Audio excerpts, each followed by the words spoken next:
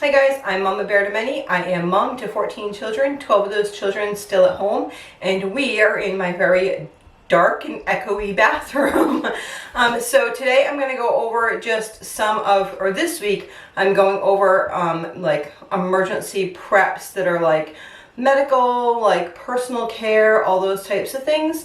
So today I'm just going to show you what I have for some medical care that I just keep on hand all the time, as well as personal care things and how we go with so much less than we used to go. I used to stock like shampoo and conditioner and all that type of stuff. At the end of the video, I will include exactly what I stock for that and why I don't stock as much as I used to and how we can make a lot of our own homemade products. So we are going to go in. This was actually built into our home. It is, our home was actually built in the 1900s, and then they redid this upstairs loft area to make another bathroom. So in here I have a lot of the personal type care. So let's look in here. And so this basket right here is just, say there was something going on downstairs. This pretty much has like one of everything that we'd need. So somebody could just like pull this out and bring it downstairs, whether it was, I have like a stethoscope in here. I have some wrapped things. I have the thermometer right in front, some bandages. We got some super glue, steri strips. You guys, you gotta have steri strips. We use steri strips all the time and they are so cheap. It will close off most wounds. Yep, those thingies that get splinters out. No clippers. This is for stomach, car sickness. So anything, then there's Tylenol for adults and children and all that type of stuff.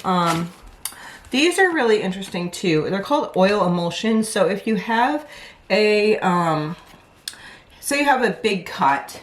Say you have a big cut and you don't want the wound itself to be sticking to the gauze because it's an open wound. Especially if I'm using like super glue to close the wound, I would use the super glue, close the wound, and then put this over it and then the gauze over it so that nothing is actually sticking inside of the wound or to the wound. So those are really good, and actually I've had the same pack for, I don't use them very often, but when you need them, and they work great. So we have tons of things in there. This is kind of my messy thing. I have a blood pressure thing and basically boo-boo type stuff. So I have pretty much one of everything in there. So I'm able to just say, hey guys, can you bring me down the blue basket? But I actually have another similar type thing downstairs, so if we need that, and also one like that in the car. So if you go back and you watch my vehicle one, I tore it all out and I showed you exactly what I had in my thing to go. I'll link that video down in the description box below so you can see that. And I tore everything out so you know, like, everything. Okay, so that's my like day-to-day type stuff. But then I also keep, there is gauze. These are 4x4s and then 2x2s. And then I have a bunch of tape here. And we have just a little bit sitting right there in front. And then in here, I have, these are mostly rolls. I also have some bigger like stocking type roll. I keep these are from Dollar Tree, really great price. You can wrap around whatever. And then if you ever see my video that talks about not using bandages, I use the soft tops like this. Actually, this one right here has the hole in it. So you would put the child's hand in here, their thumb would come out, and then their fingers would come out there. And any hand wounds, those work great. So I have those there. And then this is just various bandages that, this is kind of like the okay basket. If the kids want a bandage, like they can go in that. So then over here I have lidocaine patches. Let's see. Okay, I think that's it for medical up there. So now I'm gonna go into these drawers. One drawer is all medical as far as like stuff that you would buy at the store. My main goal normally is not to use this stuff. I don't want to be using like you have a cold, sick medicine, I want to be using my herbal stuff. And that would be my first go-to all the time. This is just my backup stuff. And if things aren't working, then I will use that. Also, I feel like most of the time I won't give my kids medicine during the day. I wouldn't give them prescription medicine unless they had a fever over like 102.5, because a fever is actually helping your body fight the infection. So I will do nighttime medicine so that they can sleep, so their body can heal. So I pretty much have nighttime medicine, have some cough drops. We also do like some homemade like vitamin C type drops as well. I have a little eye and ear bag. This has ear drops, and then it has, I think it's, what's that stuff for pink eye? Erythromycin. Yep, erythromycin. Normally though, you don't even need erythromycin. Normally you can just use hot packs, or you could use hot packs with, like you can make teas with different things. I'll explain that more in the herbal section, how you can do that. And you'd make a pack out of it, and you can use that to help draw the stuff out of your eye. So most of the time you wouldn't need that. I just keep that as backup. We're making lemon balm, but until we get that made, we have this backup digital thermometer. We have allergy relief for both old and young if we needed to. That's usually like if somebody had an allergic reaction and it's not coming down on its own. We have some eye drops. This is from Dollar Tree, and this is like what I would use for people at nighttime. I really like this brand that recently came out because there's nothing else in it except for the actual medicine. So we have things for every type of thing. So we have something for diarrhea. We have something for constipation. We have something for a cold. We have something for the allergies. I'm sorry, I'm trying to hold a light on the wall as I talk to you guys because this bathroom is so dark, and I have just two, they're like really weird lights. You know those lights? They're fluorescent lights, and they go bzzz. Yeah, and they don't work well at all. So it was actually making my lighting worse. So now I'm holding on to this. So then I also have things for topical, which is in this bag. So hydrocortisone, anti-itch cream, those types of things. But if you are using those types of things, think, you know, if I didn't topically touch something, then why am I getting this allergic reaction? And maybe a diet change is in order. This is for muscle rub for aches and pains. Now this would just be kind of a backup because our go-tos actually are these three jars right here. So for that type of stuff.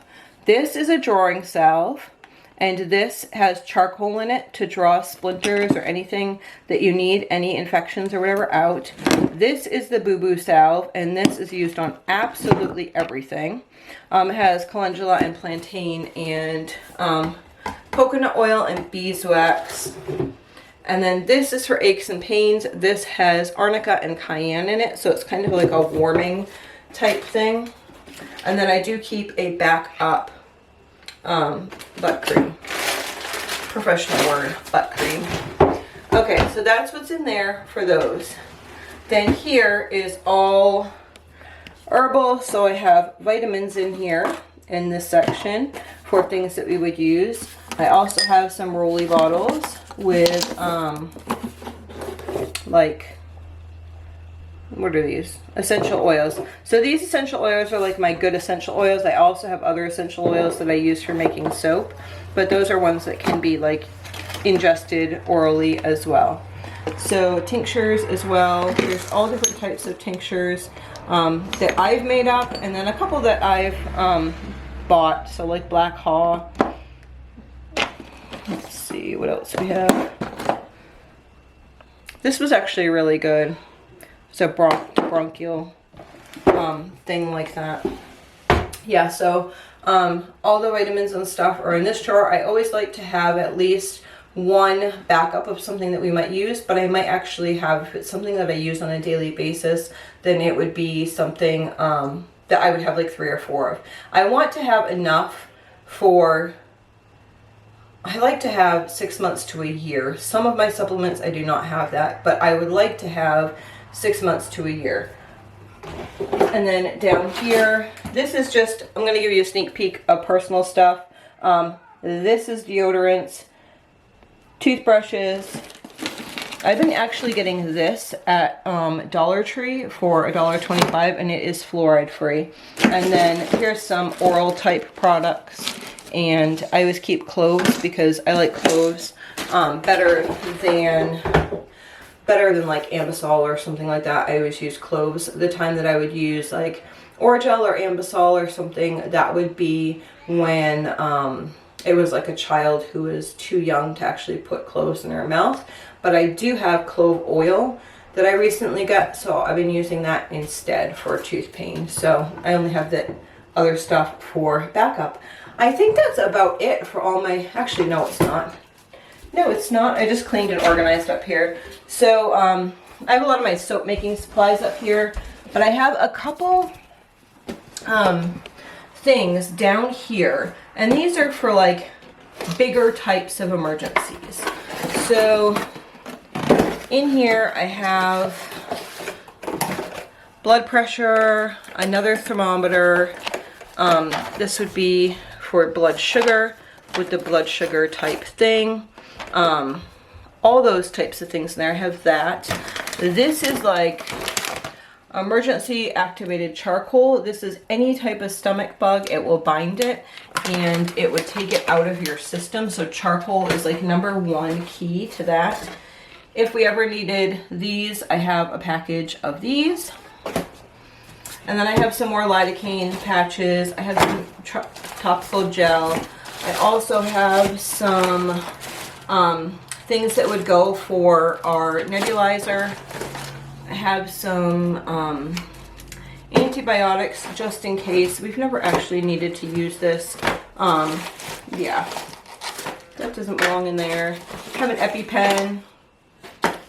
Random stuff. I obviously didn't clean that out and that needs to be cleaned out, but I keep some bigger things in there. I also have, I don't want to say like a birthing type kit, but I've had most of my children at home, and I now know what is really important for me to have at home. So a lot of times I keep like the scissors that can just be like opened, and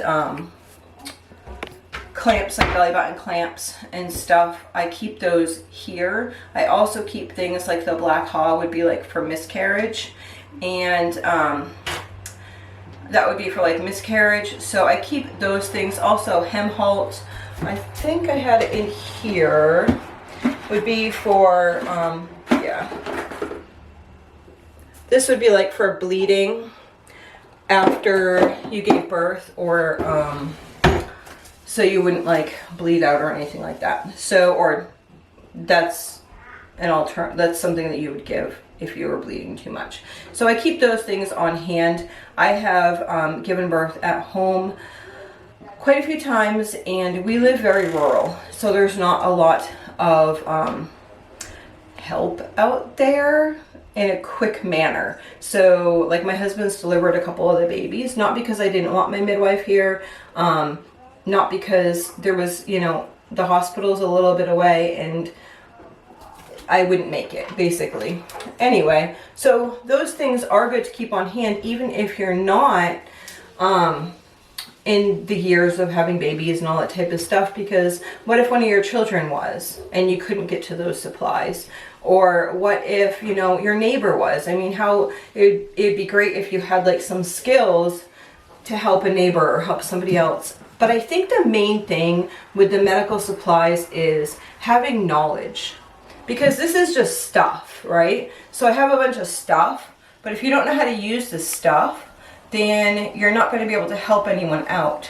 You should be able to have the knowledge to be able to say, yes, this person's giving birth, I could help them through it. Okay, my child cut themselves really bad and I need to close this wound. How am I going to do that? Or I think that my child dislocated their arm. Okay, how are we going to handle that? How are we going to handle if a child gets, you know, a broken arm or something like that, and you couldn't get to medical attention, or medical attention wasn't available for your child? You want to have that basic knowledge in order to take care of your family and take care of your child. I mean, it's kind of a scary thought, like not to be able just to go to the doctors, but actually living out here made me rethink a lot of things, because at first I always went to the doctors, right? If somebody got sick, I went to the doctors. If they got hurt, I went to the doctors. But then it took so long before they could actually get care a lot of times that it was like too late for stitches. So I've had doctors like show me how to use steri strips, talk to me about super glue, all those types of things, so that I'd be able to take care of those things on my own. I also keep things like a staple gun. So it's like an animal staple gun. So if there was something really bad, you could technically staple the skin back together. The thing with closing a wound with super glue or with a staple gun or something like that is that you have to make sure that that wound is completely clean, because if not, then you're going to have bacteria and infection grow in that wound. I am not a doctor. I am making no medical, I'm not telling you what to do at all. I'm just telling you what has worked in our household, and given the situation, what you need to be prepared to do. Just think, if you were living off-grid in Alaska, you'd have to take an airplane out to get medical care, right? Well, if that was how you lived your life, you'd probably learn how to take care of a lot of different things, whether it's vet things or, you know, for your own family and your own children. So I think knowledge is key. It's number one. You can't take away somebody's knowledge from them. So Hey guys, so this video is not going to be as beautiful as I had mentally planned out, but I did promise you this information and I am going to give it to you. So we do not use lots of normal things that other people would use for cleaning and for cleaning our bodies, and then also cleaning our house. So our basic supplies for all of these things are soap and vinegar and baking soda. So let me explain this. I make soap. I make a basic lard soap, which is basically lard and lye. I have not made lye out of wood ash as of yet. In the future, I dream of doing that. So far, I just buy lye and do a lard lye soap and get a bar of soap that looks like this. This is just my basic lard lye soap. So I would use this in cleaning any type of cleaning throughout the house. It is fine to use on your body. This is the original bar that I used to clean anything in my house. This is like my central right here. See how messy it is? I actually, when I sit here, the printer's right behind me. It's just the end of the table. So I usually will sit here and I can see out the window. If my kids are in the driveway there, I can see there. And I can also see the gate where they somebody would come in and out. So I like this position.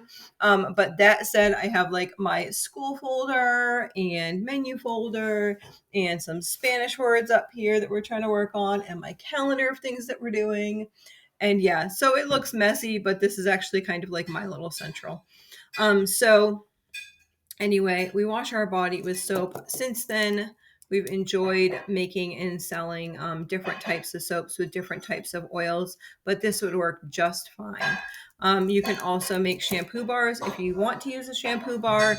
The only thing that's really different between a bar of soap and a shampoo bar is the amount of castor oil, which makes the lather more.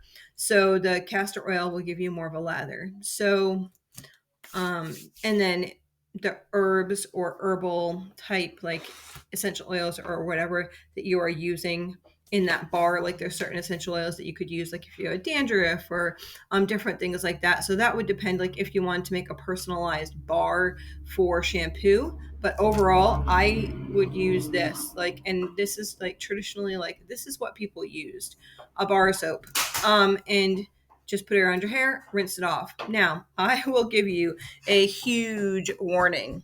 Hi, love. Wow. I see. If you are using, if you are used to using regular soap, regular soap, shampoo, I mean, your hair is going to be a greasy mess because it was created, the shampoos were created to strip all the oils out of your hair and then put them back in with the shampoo. Really confusing, but it strips the oils naturally, and then your body reproduces more oils to try to like get that stripped amount of oil out of your hair. So it takes about a month to even 2 months for your hair to get like calibrated, like your body to calibrate with the amount of oil that it will, like regulating the amount of oil that it needs. I posted the rest of this video before my daughter was in the ICU, and now it's a few days like afterwards, and I am just like tired, so my words are all mumbly. Sorry about that. So that is nice.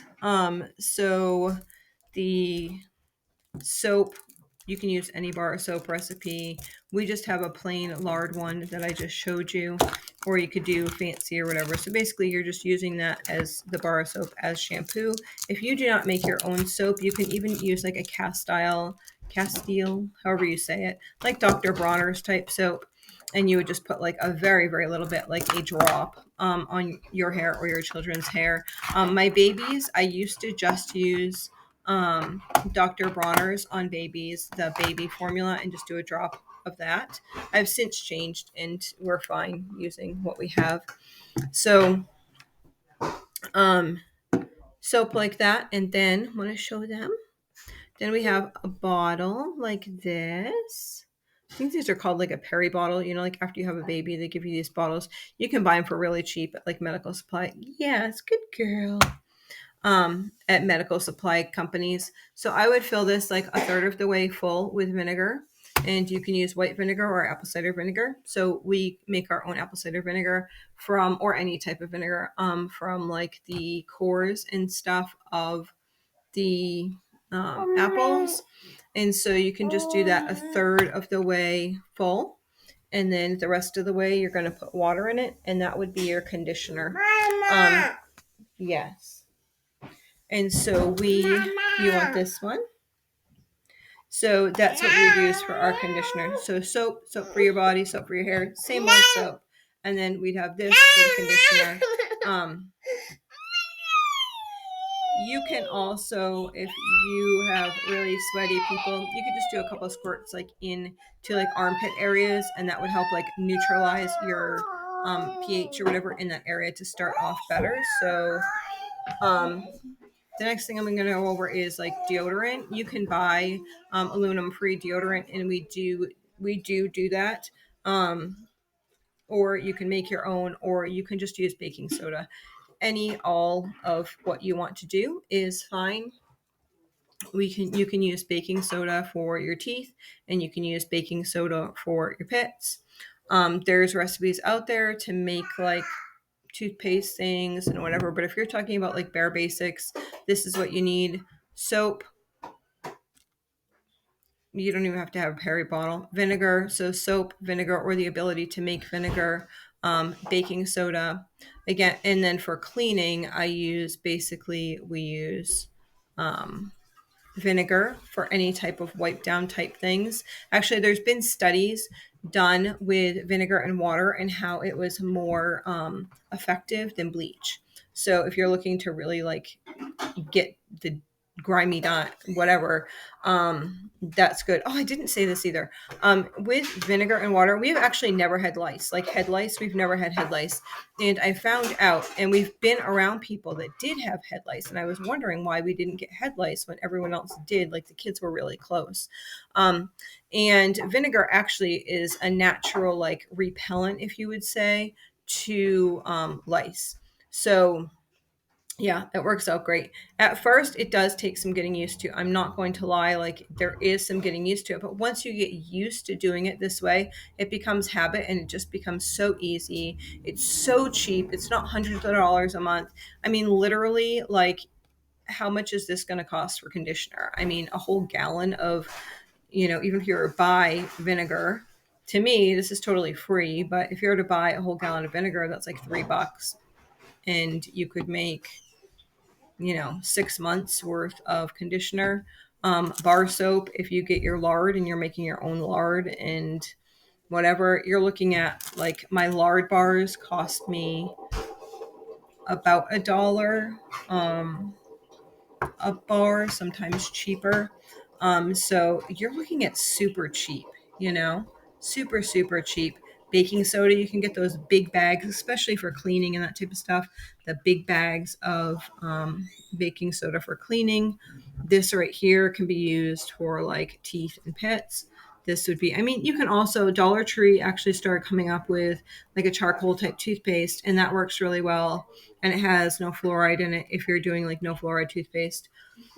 Um, yeah, so then cleaning is just going to be, I use baking soda. So say like my sink is like slimy or my shower is slimy, I would just take some baking soda on it and I put it on the cloth like this, and then I'd rub it around, and it works excellent, excellent, excellent.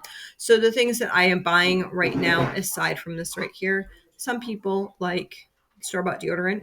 I'm okay with that. In this, we have the ability. I also buy toothpaste because we have the ability. But many seasons in the past, I was fine. I did like a bentonite clay and baking soda powder, and that worked a bunch. And I think that in coconut oil, I think that some of the older kids still use that.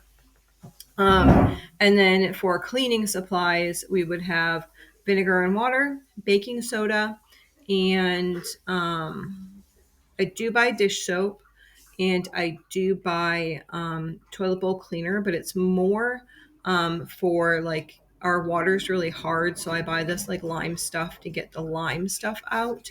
And we do that like once a week just because we have so many people using the toilet. If you didn't have such a big family, you could probably do it like once a month.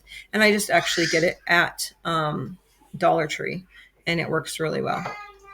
So that is it. We don't really use whole lots of stuff. I mean, pretty much you can do so much, and you save so much money. I can't even explain to you how much you save. I mean, we have 10 girls in the house.